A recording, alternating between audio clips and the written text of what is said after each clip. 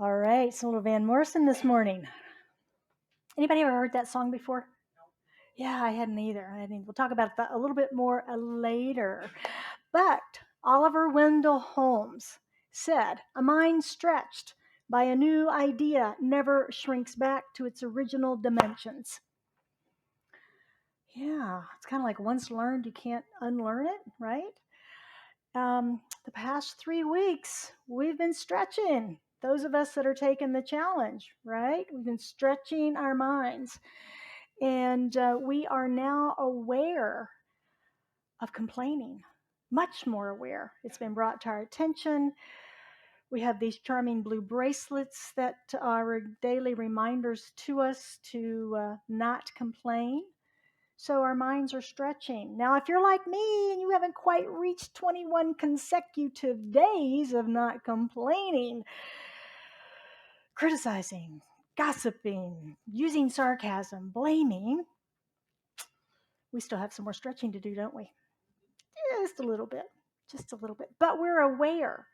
We are aware. And today, my talk is unconscious competence. We're moving into the last stage of learning about becoming complaint free. And this last stage is unconscious, meaning that we're not having to have a blue bracelet reminder any longer because it's in our subconscious now. And we're competent at not complaining. So that's what we're going to talk about. We're looking at mastery this morning. And it means that we're just not looking at the bracelet anymore. We've mastered this art. We just don't complain, right? We just don't complain anymore. Sound good? All right. So as we get there, anybody ever danced? Have you ever danced? Yeah, everybody's probably danced, at least swayed to the music. You kind of hear it, you get into it. Like that song might have been tapping your feet a little bit as it was playing, had a nice little beat to it, right?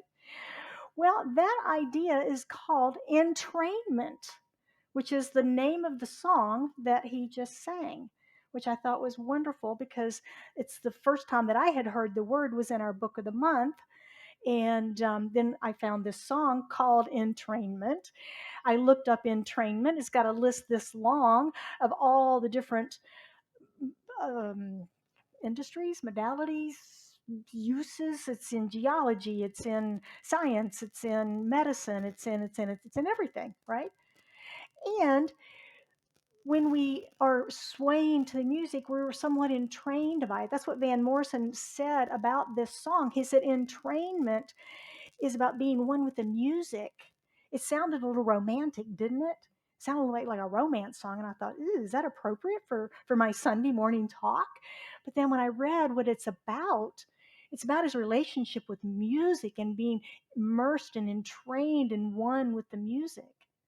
And so entrainment is something that can happen to us in our relationships with our family, our friends, our coworkers, our pets. You ever seen anybody that looks like their pet? It happens, right? Yeah, it happens. So our book of the month author, Will Bowen, tells us that entrainment is a principle just like gravity, that it happens automatically. And it's the idea of becoming one with something else. One of the ways that they use the word I thought was interesting in concrete. I do construction and development on my other day job, and they talk about bubbles being inserted in concrete, and that's entrainment, they call it. I know, I thought that was interesting. So that's the idea, that it's that immersion, entrainment. So this week I had an example of that in my business life, that I was talking to one of the senior brokers at a commercial real estate office about a business transaction we're working on. Later in that day, I had the opportunity to talk to one of his juniors, and I was fascinated that he sounded just like the senior broker. His tone, it could have been his twin brother. It was just amazing to listen to the similarities in the cadence and the language and the voice inflection, everything. They just sounded alike. And I thought that's entrainment within that office. I've also noticed it with my title companies. The receptionist sounds like the admin person, sounds like the escrow officer. They have this calming cadence from working together for so long. And so that can happen also in our lives, right? Think about when you get together with friends or family, and is there some commonality that begins to happen there? You all know that I am from Southwest Virginia, and I go back once a year. And then when I come home, I might have a little twang, right? Because I've been hanging out with my family, and everybody back there talks like that with a Southern accent. So I come back with a little bit of one. And so that's entrainment, right? I've been with them and immersed with them. Another way that we can experience entrainment is complaining. When we get together and someone starts complaining, and then what happens? Someone else starts complaining. Someone else starts talking about what happened to them at their doctor's appointment and what medications they were on, or how bad traffic was, or how high gas prices are. Oh, I paid this, I paid that. What'd you pay? Oh my gosh. And off we go. My problem's worse than your problem. That's entrainment, isn't it? We connect as one. We connect as one. So, are you beginning to notice in this process? We've been doing about 21 days now, although most of us, as I say, aren't on day 21. What day are you on? 2, 4, 7. Yay! Yay! All right. Anybody else? 10. Oh, but now you're on 1. Got it. Well, good for you. Good for you. You can get back there. You've been there before. 1. Ooh. I'm actually on 7. So we'll see how the day goes, right?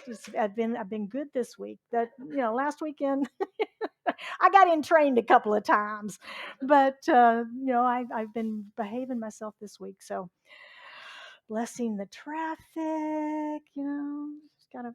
But that's the question. Where is that area in your life? That area in your life that gets you? For me, it's been traffic, and I've really realized. I was not going to say I'm a bad driver, but I'm a cranky driver. And everybody else is a bad driver, right? So, anyway, notice where you are doing that. We entrain with others.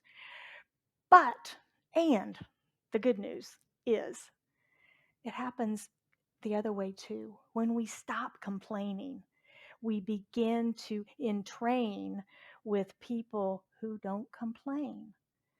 We're no longer an energetic or vibrational match for people who complain. I don't want to hang out with us. We're no fun anymore, right? So we begin to attract to us people who are not complaining, people who are positive and optimistic. Ladies will live longer, right? According to Harvard, we'll live long. I think that applies to men too, by the way. But we live longer. That complaint factory, as Will calls it, in our minds is no longer in business. It's been shut down, and we've begun to change. We've begun to change. And I would hazard a guess to say we are changing in our metabolic state, our biological state as well. Our cells, I would say, are probably changing based on these positive, more optimistic thoughts. Ernest Holmes, of course, now is the founder of Centers for Spiritual Living. He's the author of The Science of Mind, which is the text that we teach from. And he used the word embody or embodiment a lot in the text, and usually talking about treatment and how we need to embody the belief about what we're treating about so that we give our prayer the energy in which to manifest, in which to come forward into our lives. And he, in the Science of Mind book, he says, if we would make a complete mental picture of ourselves as we would like to be, filling in all the details of our desires and trying to accept the whole thing as a present reality, we would soon demonstrate that the control of our affairs is from within and not out there, not outside of us. Because whatever exists as a mental picture in mind must take form if the picture is really believed and embodied.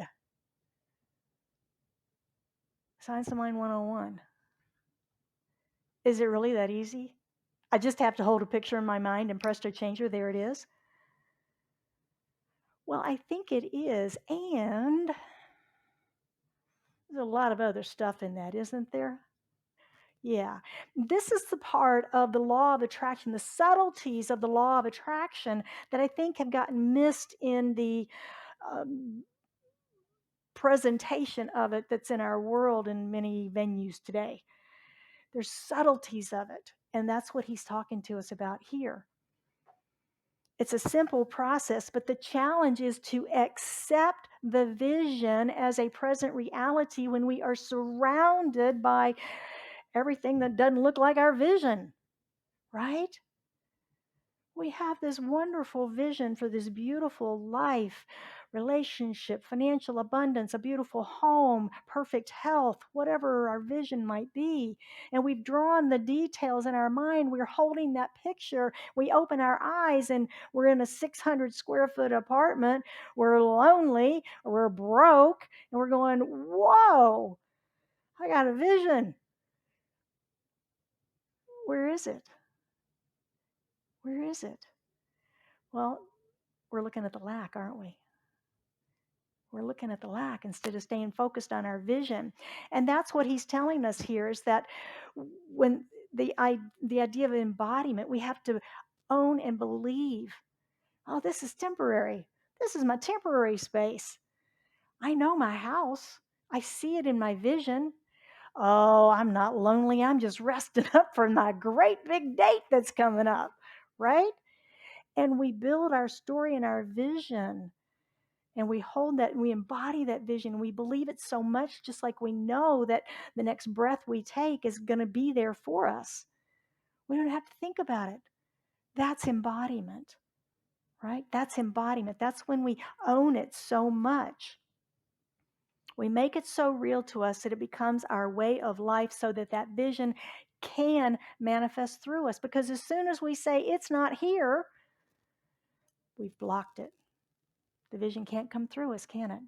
Because we're focusing on the lack. We have to open up and hold that vision clearly in our minds, like Holmes said. Spiritually, the way that we can reach embodiment is through faith. Through faith. And I think the story of Jesus is a great example of this. His unshakable faith in the truth of his oneness in God. He was able to perform the miracles in the stories, right? Because he had that unshakable knowing. There was no doubt. There was no separation. There was no God and. There was no God out there. It was God within, right? That's what he said, God within. And the message of possibility that he left the world is this and so much more you will do also. Basically saying, this is nothing. Wait till you see what you're going to do. Because you too are connected one in the one. You have the divine in you also. The divine life is within each of us as well. Within each of us as well. In the Science of Mind, we teach that all of us possess the Christ consciousness. You heard that phrasing before, the Christ consciousness. Jesus is a story of a man. The Christ consciousness is what we all possess, which is the divine life within us. We're all created of the divine, of that infinite substance, that one substance, it's all there is. And so that is the divine spark within us, the divine life within each and every one of us. So we're connected with this. And Jesus gave us these great examples of how we can consciously talk to the divine and get answers, right? Answered prayer. He talked to God all the time in his meditations and in his prayers. And we can do the same thing. This story is one of teaching. He also said that God is with us within the center of our own being. Again, not outside of us, like had been talked about earlier. In the Old Testament, we hear of them toting the Ark of the Covenant, which was God in a box. And they'd have to set up a tent in the desert in order to worship God. That's a different thought line than when the New Testament came and Jesus said, God's right here. You don't have to go anywhere to find that. It's right here within all of us, right? He also said that we live in unity. We live in unity with the divine, that there's no separation, there's no spot where God is not. These are metaphysical teachings, aren't they? Yeah. And so we live from our Christ consciousness. We live from that wholeness, that place of faith within us, and we begin to embody this knowingness so that we can then have the manifestation of life through us that we seek, manifesting our own miracles, right? Or what appear to be miracles.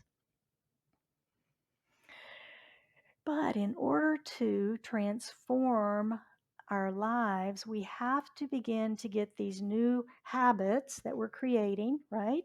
We have to get them from the conscious of having to think about it all the time into the subconscious or subjective that the science of mind teaches. Now remember 95%? Remember 95%? That's the percentage that we're on autopilot every day, that we are working in our subconscious, our unconscious mind. It's about 23 hours a day. Crazy, huh? Driving down the road, are you aware of every single moment you're driving? Your mind wanders off somewhere and you go, oh, how did I get here? The 95%, that's where we want this new habit to land, is in that 95%, so that we just don't complain anymore. So we've got to practice on the conscious level and practice on the conscious level over and over and over and over and over until it becomes subconscious. When I moved into my current home, the last house that I was in had a garbage disposal, and it was underneath the coffee maker, and I could just step on the pedal and the drawer would come out. I'd drop the trash in, push the drawer in, right? Step on the paddle. I go to the new house. I don't have a trash compactor in the new house.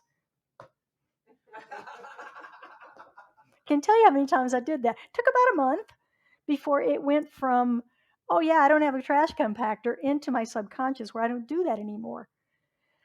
That's how it works, right? That's how it works. I had to laugh at myself every time I did that. You don't have, that's just a drawer. It's not a trash compactor. But that's how we change our habits, is by focusing on them consciously until they get into our subconscious, right? Get into the subconscious. So to change, we continue that practice, catching ourselves when we complain, when we criticize, when we blame, when we gossip, and when we use sarcasm, right? Each of those has a hot button for someone. In our study group, I've heard different ones. From you, I've heard different ones. In my own life, I've seen different ones. And so it's important that we recognize which or one or ones of those are hot buttons for you. Gossip's not so big for me. Criticizing can be. Complaining can be. Using sarcasm, I kind of dropped that the last time I did this book because I recognized that it can be kind of cutting, but it still happens. So it's, where is that for you? Know what your response is so that you can watch for that and heal that and move that. When we move our bracelet. It's stuck over there. When we do that, when we catch ourselves, if we in that moment rearrange our words, we're going to deepen that practice, aren't we? Rather than just complaining, going, oh, I did it again. I can't believe I have to start all over. It's day one. Not helpful, right? Okay, let me rephrase that. Honey, I would really love it if you could help take out the trash. He does take out the trash, kidding. But changing those words at that moment so that you have a better anchoring of them is helpful. All right, so another area that we have challenges in. How can we affect positive change in the world without complaining? How can we affect positive change in the world without complaining? Most change starts with what? Dissatisfaction. Ooh, I don't like that policy, process, procedure, situation, whatever it might be. What do? We complain about it, right? Wish they'd do something about it. They created it. We blame, we complain, we criticize. That's usually the go-to response, right? So how can we possibly affect change when we're dissatisfied? How do we do that? In the book, Bowen gives a great example, Dr. Martin Luther King. And he talks about King, and he says he was dissatisfied with what was happening in our country with civil rights, particularly the treatment of blacks during his 50s and 60s. And so he had a dream and a vision, and that's what he talked about. He didn't talk about how bad they are and how bad that policy is and what they did about this, and we need to take it to this, and we need to do that. He stood up and he says, I have a dream and a vision for a better America. He spoke to all of those people on the steps of the Lincoln Memorial, in front of the Washington Memorial. He was 39 years old when he delivered that speech. I have a vision. Would you join me? Not, I have a complaint. Let me tell you, ain't it awful? Would he have been followed? Maybe. But man, casting a vision, having people get on board for that, and the changes that we did see in the aftermath of that. And he becomes a visionary in showing what's possible rather than just another voice of blame and anger. Those seem to die away, don't they? Casting a vision instead of blaming others goes right along with our science of mind teaching also. Ernest Holmes said, be for something and against nothing. And sometimes that statement gets confused a little bit in that we're wishy-washy pacifists and we don't care about anything. And that's not the case. What we are saying is that. We're saying be for something, have a vision for something, talk about that, focus on that, and don't be against anything. Turn away from that. Don't complain. Don't be against it. Be for something, have a vision for it, and go forward with that. Speak up, but don't complain. Does that make sense? That's a very powerful teaching. I love that word, those words from Dr. Holmes. So entrainment, embodiment, building our reality one word at a time. That's what we're doing, isn't it? Where we're seeing all of those experiences as we gain our unconscious competence towards mastery. And these processes that we've been talking about, the 4 stages of learning, they happen with anything that we do, doesn't it? First, we're unconscious and incompetent. And then we hope to get to unconscious but yet competent in what we're experiencing. So we're moving out of that realm of having to pay attention into just simply not complaining. Simply not complaining, being that person who doesn't complain. And when we do that, we no longer push away our good.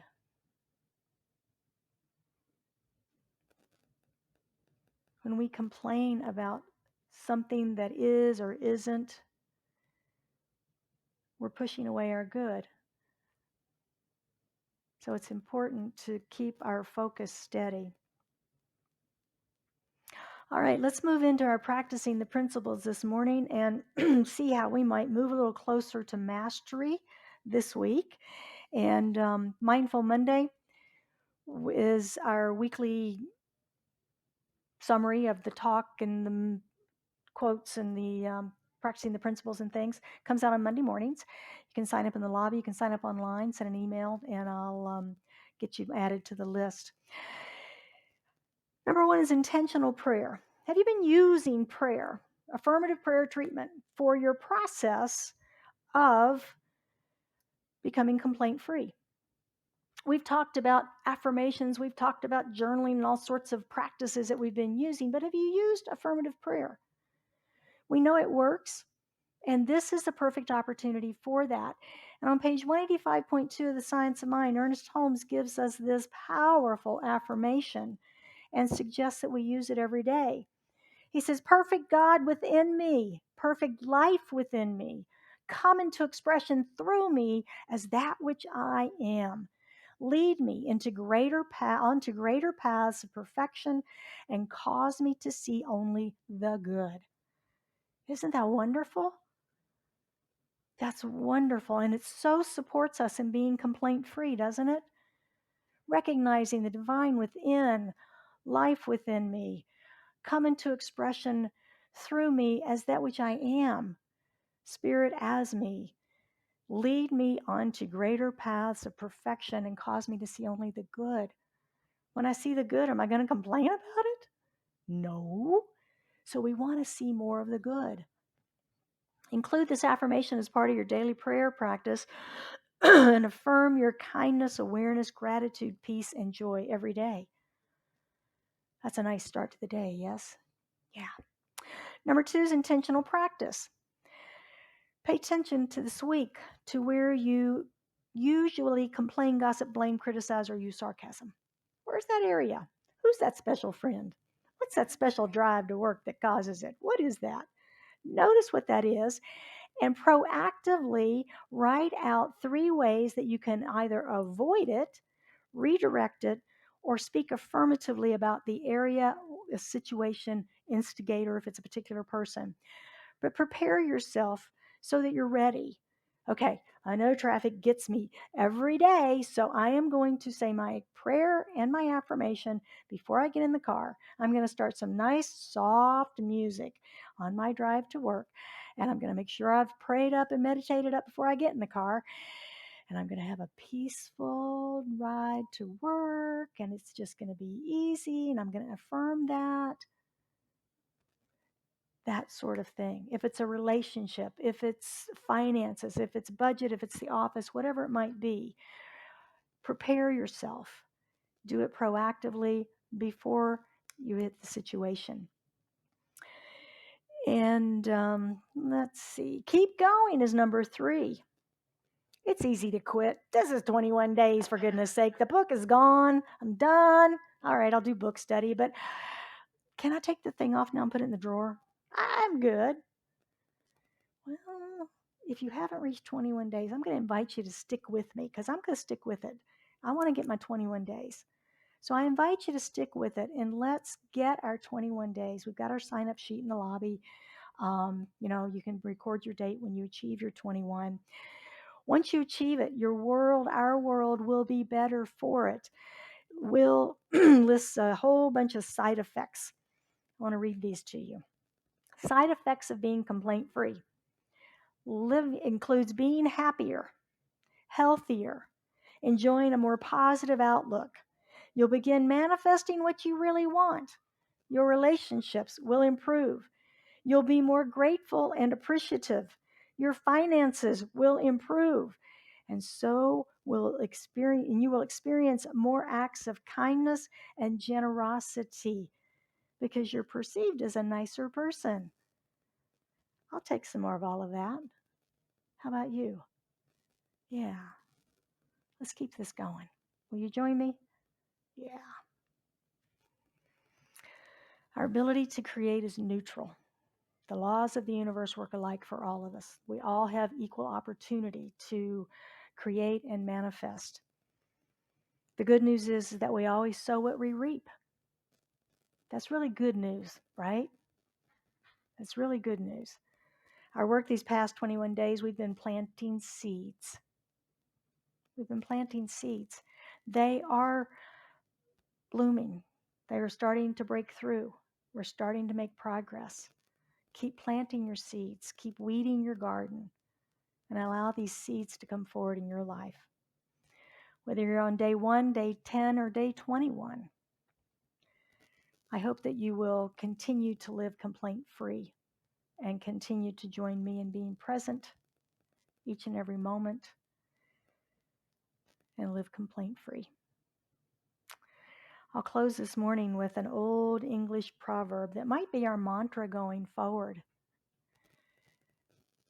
You catch more flies with honey than you do with vinegar. So it is. Would you join me for prayer? How good it is that we come together in community,